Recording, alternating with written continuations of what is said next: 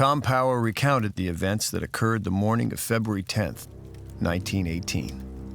We just got up in the morning. I hadn't gotten out of bed yet. Dad was up and had his pants on. John was running around in his long handles getting the fire going. I was awake, but laying in bed. And I don't believe Sisson was awake at the beginning.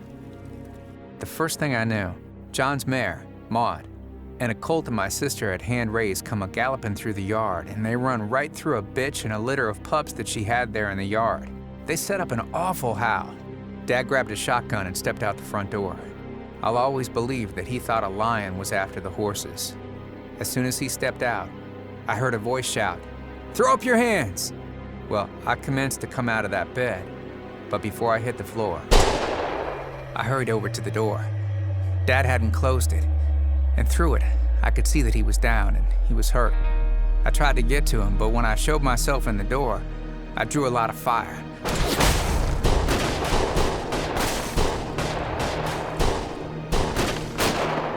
I jumped back, grabbed a rifle, and I knocked a pane out of the window, and I started firing back.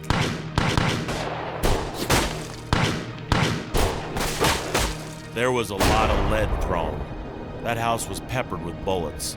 They almost killed Sisson in his bed. I grabbed a rifle and looked out the window and got hit right away.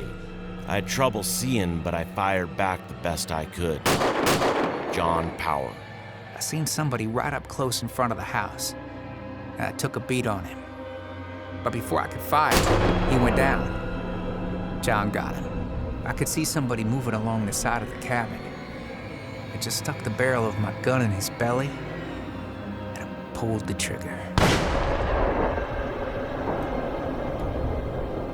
The firing stopped then.